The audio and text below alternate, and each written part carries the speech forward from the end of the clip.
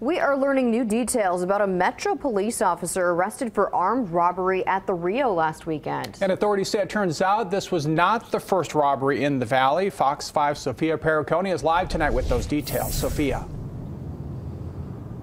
Joe, according to new records, we now know that Caleb Rogers went on a string of armed heists starting back in November.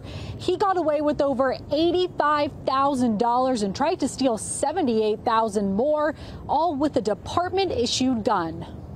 Federal charges now filed against Las Vegas Metropolitan Police Officer Caleb Rogers, accused of armed robbery using a police department weapon. He was arrested last weekend while fleeing the Rio after robbing the sports book. But according to documents obtained by Fox 5, that wasn't his first robbery. On November 12th, the 7-year LVMPD officer stole over $73,000 from the Red Rock Casino and Resort. The cashier he robbed telling officers they believed he had a gun because he kept his hand in his pocket. Just 2 months later, on January 6th, he struck Aliante Casino, getting away with more than $11,000. That cashier also telling police they thought he had a weapon, again keeping his hand in his pocket. Then on February 27th, Rogers hit the Rio, approaching 2 workers, loading money into cash drawers at the sports book, telling them to get away from the money and that he had a gun, threatening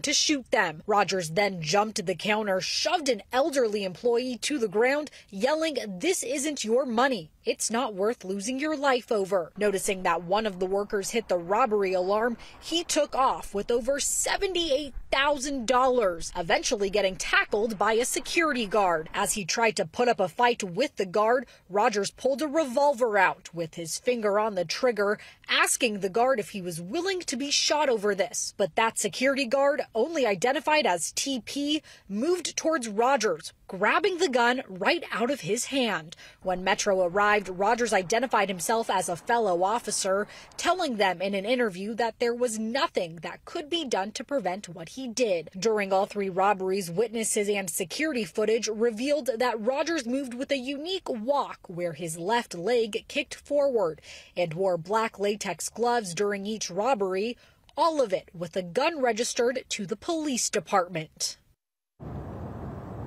Rogers is being held on a $250,000 bond and has been suspended from the department without pay. He is due back in court on Thursday. Reporting live, Sophia Pericone, Fox 5 News, local Las Vegas.